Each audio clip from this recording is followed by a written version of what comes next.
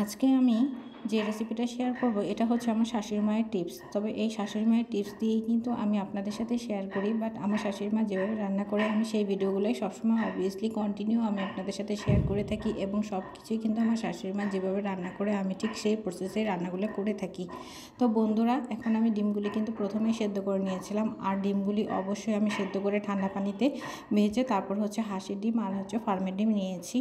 তো এইভাবে কিছু ডিম খুব সুন্দর করে হালকা একটু ব্রাউন কালার করে ভেজে নিতে হবে। মা ঠিক এভাবেই সুন্দর করে একটু উল্টে পাল্টে ভেজে নেয়, তা আমিও এভাবে করে ভেজে নিচ্ছি। আশা করি ভিডিওটি অবশ্যই ভালো লাগবে। আর যে টিপসটা আমি শেয়ার করব, তো এটা হচ্ছে আমার শাশুড়ি মায়ের এই টিপস। আমার মা সবসময় বলে ডিম ভেজে যদি রান্না করো তাহলে ঠিক এইভাবেই রান্না করবে। তবে সেই টিপসটা হচ্ছে পেঁয়াজটা বেরেস্তা করে নিতে হবে। অবশ্যই রান্নার সময় আমরা এইভাবে পেঁয়াজটা একটু হালকা ব্রাউন কালার করে ভেজেই কিন্তু বা হালকা ভেজেই কিন্তু আদা রসুন দিয়ে দিই। সো এই কাজটা করলে হবে না। আমি ঠিক যে কালারটা করে নিয়েছি এই কালারটা করে উপরে উঠিয়ে নেবেন, এবং যখন ডিমটা দিবেন ঠিক তখনই কিন্তু ডিমটা দিয়ে দিতে হবে। সো আমি প্রথমেই হচ্ছে সুন্দর করে এইভাবে ভেজে নিয়েছি, তারপর হচ্ছে আদা রসুন পেস্টগুলি দিয়ে দিচ্ছি কন্টিনিউ। এরপর হচ্ছে পরিমাণ মতো লবণটা অবশ্যই তো দিতে হবে, লবণটা দিয়ে দেবো, আর সেই সাথে হচ্ছে তেজপাতা। আর অবশ্যই এগুলি কিন্তু তেলে খুব সুন্দর করে ব্রাউন কালার করে ভেজে নিতে হবে। আমি আপনাদেরকে সবসময় বলি যে আপনারা সবাই কিন্তু রান্নাবান্না করতে পারেন। সো আজকে আমি আমার সেই ভিডিওটাই শেয়ার করছি, যেভাবে আমার শাশুড়ি মা রান্না করে সেই কথাগুলি কিন্তু আমি আপনাদের সাথে কন্টিনিউ শেয়ার করে থাকি। আর এখানে দিচ্ছি পরিমাণ মতো হলুদের গুঁড়ো আর মরিচের গুঁড়ো।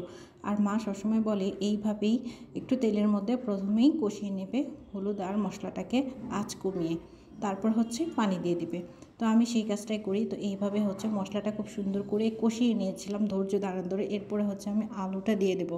যেহেতু আলু দিয়ে ডিম রান্না করব, সেই ক্ষেত্রে আমি হচ্ছে এভাবে আলুটা দিয়ে দিচ্ছি। এখন আলুটা দিয়ে সাথে সাথে পানি দিলে চলবে না, আলুটা অবশ্যই সুন্দর করে একটু ভাজা ভাজা করে কষিয়ে নিতে হবে। তো আমি কিন্তু আলুটা খুব সুন্দর করে কষিয়ে নিই, কারণ কষাতে কষাতে মশলাটার সাথে আলুটার সাথে একটা কম্বিনেশন খুব ভালো আসে। তো এই ক্ষেত্রে আমি খুব সুন্দর করে একটু কষানোর পরে হচ্ছে আমি এখানে পরিমাণ মতো পানি দিয়ে দেব। তো এই তো দেখছেন আমার কষানোটা কেমন হয়েছে। আপনারা কালারটা দেখেই বুঝতে পারবেন যে আমি কি পরিমাণটা কষিয়ে নিয়েছিলাম। এখন হচ্ছে পরিমাণ মতো পানি দিয়ে দিচ্ছি।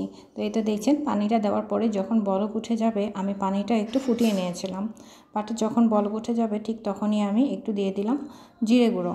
তো জিরে গুঁড়োটা দিয়ে তারপর হচ্ছে পরে ডিমটা দেবো, কারণ ডিম দিয়ে বেশি একটা নাড়াচাড়া করব না। এখন ধীরে ধীরে সবগুলি ডিম আর হচ্ছে পেঁয়াজের সেই বেরেস্তাটা আমি দিয়ে দিচ্ছি। আর এইভাবে করে আপনারা রান্না করে খেয়ে দেখবেন বন্ধুরা, এতটা মজার হয়, এতটা সুস্বাদু হয় যে না খেলে আপনারা বুঝতে পারবেন না বন্ধুরা। তো দেখছেন এমনিতেই কিন্তু অনেকটা সুন্দর লাগছে। তো অনেকটাই সুন্দর লাগছে। আর আমি রান্নার মধ্যে অবশ্যই সরিষার তেলটা ইউজ করি। আর এখন অনেকটাই হয়ে যাবে, যেহেতু বাচ্চারা খুব ঝোল ঝোল পছন্দ করে তাই একটু ঝোলটা বেশি রাখি, ওরা এইভাবে ঝোলটা পছন্দ করে তাই একটু ঝোলটা বেশিই রাখবো। সো তারপর আমি আরেকটু কমিয়ে নেব এটা থেকে।